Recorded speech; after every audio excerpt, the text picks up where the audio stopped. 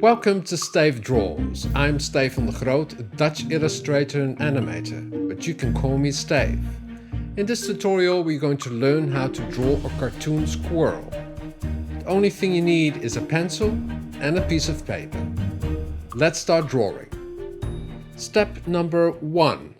The action line. I'm going to draw a female squirrel and she's holding an acorn in her hand and she's very surprised and she's standing up. So the action line will be vertical like this. Step number 2. The basic shapes. Now we draw the basic shapes and the head is a circle and the body is a pear shape, and you draw the body in the direction of the action line. And with rodents, the bottom of their body is a bit wider because they have different kind of feet. I'm just drawing in the basic shapes of that, and their feet are quite large. So on the right side I draw it behind because you see a 3/4 view of the animal. And I'm also going to draw in the arms, and she's holding the acorn on the right side. So for the hand I just draw a circle, which is the basic shape for a hand, and I'm drawing in the basic shape of the acorn and the cap on the acorn, which has a little thing on top. And the back arm you don't really see because it falls behind the acorn. Squirrels do have a very fluffy tail, and I'm just going to draw the basic shape of that, which is quite of a round form because it's a cartoon. It's not really realistic, but you really get the idea of the big fluffy tail. And their belly is a white or a lighter color, and I just draw that within the shape of the body. I'm now going to draw the snout of the squirrel, and the basic shape of the snout is an oval. Step number 3. The guidelines. I'm going to draw in the guidelines, and it's always good practice to treat the head as a globe or a round ball. So I'm drawing the guidelines for the face more to the right, because the squirrel is looking to the right, and it's a good indication where you can draw your eyes of your character. I'm also going to draw the guides for the ears. The ears of a squirrel are quite small, and the hairs on top of her head. And I'm just going to draw the basic shape, and later on I'm going to draw the details like the hairs and stuff. She also has round cheeks, so the basic shapes of that are ovals as well. Step number 4. Adding details. Now we're going to draw the details.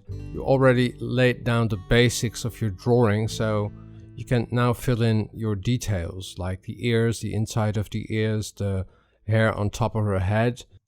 And you can draw in the eyes, and she's looking at the acorn. She's a little bit in love with it because she really loves the acorn.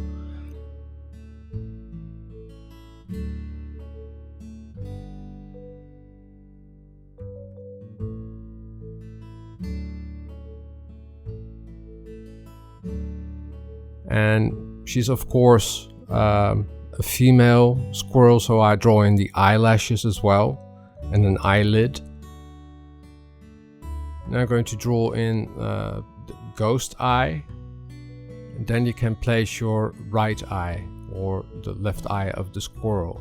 And it's always funny to have them look a little bit cross-eyed because that makes them more cute. And in the pupil I always leave a white spot that makes them seem more alive. Now I'm going to draw the hairs on the cheeks just with few strokes, also on the back, but the back cheek is behind the acorn. And the snout has a different guideline. I forgot to draw that. because that's a different shape which is on top of the head, and it's a good indication where you can sketch in your nose and the upper lip, because with rodents it's most of the time the upper lip is divided, and she's laughing. So I'm going to draw her mouth open.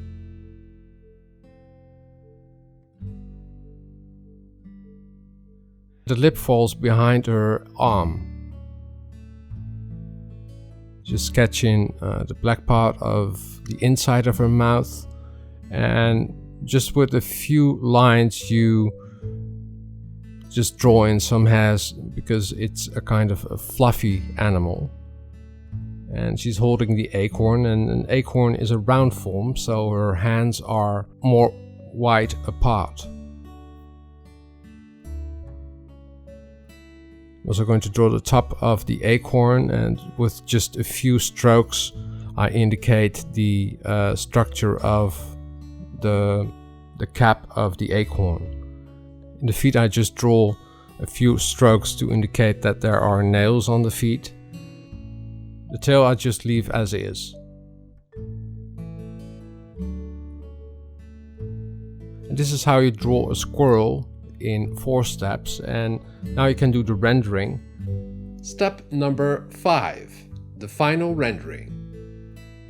You can do that in many ways. I'm now using a software program to color in the squirrel, but you can also use colored pencils, watercolor, acrylic paint, or even oil paint. The basics still remains the same. What I do is just fill in the basic colors of the character. So the basic color of her body is orange, and the belly and other details are lighter.